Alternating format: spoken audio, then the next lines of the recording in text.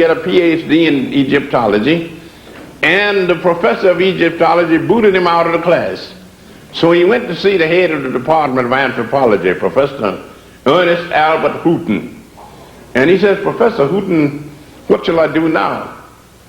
He says, well, Mr. Hansberry, he said, if Reisner won't give you a PhD, you're not going to get it in this country. He says, I think you should go over to England and try to sign up in either Oxford or Cambridge. And he gave him some references. And he went over there and he told him that he wanted to get a PhD in Egyptology. And the people in England were more honest. At both Cambridge and Oxford, they told him that they did not want any black Egyptologists, so they weren't going to give him a degree. So Hansberry had to come back to the United States and get a job as a professor of history at Howard University. And then when he retired, he went to Nigeria and was given a position as the director of the Hansberry Institute of African Studies, or some such title as that. And he was running a school of African history in Africa, and he was writing a 4-volume history of Africa. After finishing 2 volumes, he died. And the publishers couldn't find anybody else to finish the other 2 volumes, so they buried it. This is probably the greatest history of Africa that's ever been written, and the publishers have decided not to publish it. So we are being crossed up at every turn. And you find out that to show you what a vicious breed of people these racists are, in my book, Man, God, and Civilization, I quote a psychologist from the University of Chicago. This was back around 1909, a man named Professor R.M. Cattell. And in this book, he said that the whole Negro race should be painlessly exterminated because they were a menace to humanity. Fortunately, people didn't buy his argument. They didn't round up all the black people and have them exterminated for the benefit of humanity. But the way the world is going now, if we can't retake our fame, as Dr. Edward Wilmot Blyden said, we were once on top. If we can't get on top again, they probably will exterminate us. And people tell me, well, how are we going to do it? Well, I'm a retired member of a union in New York City, District 65, UAW, AF of LCIO. And we say that if you have a problem, you have to solve it. Nobody else is going to do it for you. And our union, if we had a problem, we solved it. We went out on a strike and we were walking the picket line for weeks. And it looked as though we were going to lose. But we kept plugging along. We finally won the strike, and there was a victory celebration. Our union had 50,000 members. And one of the members got up and said to the president, why did we win this strike? We had everything against us, and yet we won. How did it come about? And the president said, we won because we couldn't afford to lose. So that's our position now. If we want to survive, we can't afford to lose. And it's going to be up to us to see to it that we do survive. About 50 years ago, they had a professor of philosophy at the University of Chicago, Professor Thomas V. Smith. And he had a class in Philosophy 1. And when he got a bunch of students together and gave the first lecture, he said, my dear students, before giving my first lecture, I want to tell you a little story because I think it'll help you out.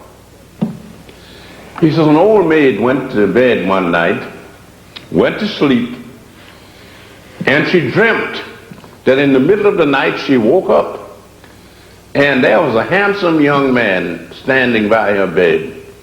And she looked up and she says, young man, what are you going to do to me? And the young man bowed politely and says, "Lady, that is up to you. This is your dream."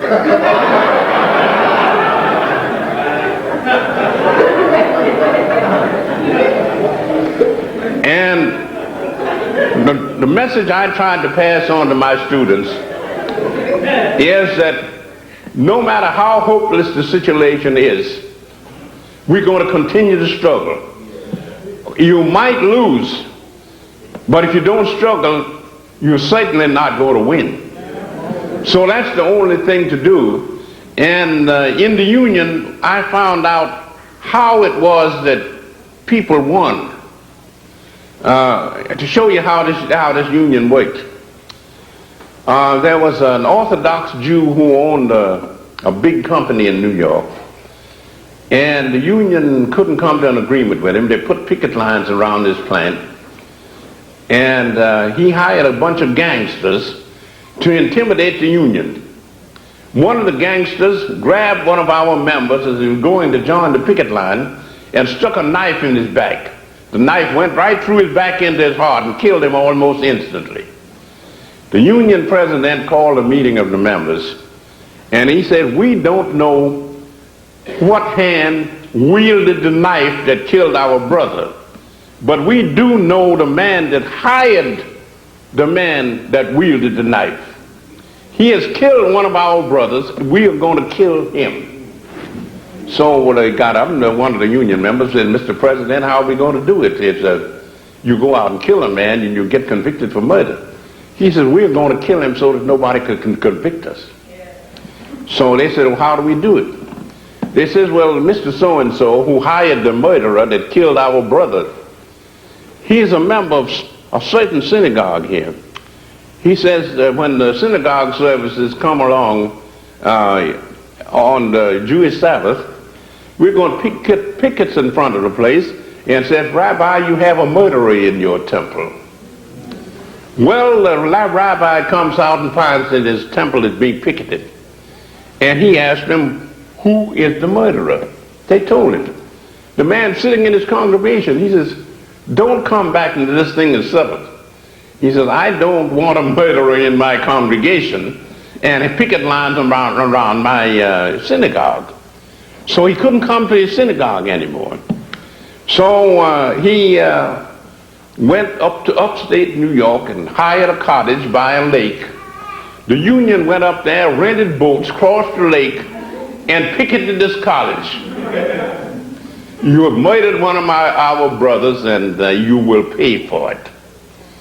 So that depressed him so until he moved back to New York City and got himself a fine home. And then the Union set up a committee to telephone him all through the night hours of all the hours of the night, so that this guy, after he moved into his New York home, the telephone rang all night long and he never got any sleep. Well, you know what happens if you put for a long period of time if you don't sleep. Here was a young man, not quite 29 years old, and we harassed him so until he dropped dead of a heart attack. We killed him, and yet the law couldn't touch us. I've heard, I knew a preacher in New York that I admired greatly, Elder S.J. Worrell. They called him Steamboat Bill, because in his younger days he'd been a buck and wing dancer on a showboat in the Mississippi River. When he retired, he became an evangelist. He started a church in Harlem, and he got up on street corners and taught the people the kind of religion they should be getting. They weren't getting it in the regular churches because all the regular churches had turned into rackets. But Steamboat Bill was giving them the true gospel. I attended one of his meetings, and in order to get a crowd, he set up a stepladder, and he would tap dance up and down the stepladder, and then spin around on his heels on top, and then tap dance back, and the people would come to see him dance. And then after he got through, he would preach his sermon. So Steamboat Bill would say, "Brothers and sisters," he says, "the other preachers around here are trying to sell you pie in the sky." He says, "That's not my program. I'm trying to get you a better lifestyle in this world. He says, and we'll deal with the next world when we come to it. He says now,